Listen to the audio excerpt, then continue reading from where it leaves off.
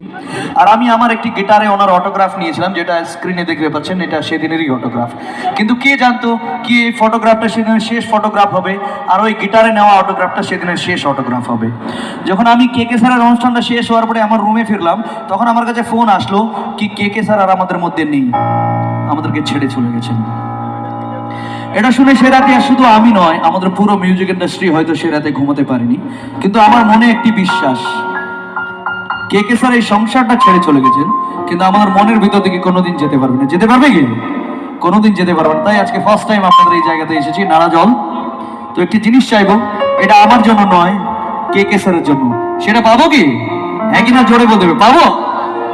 সেই জিনিসটা হলো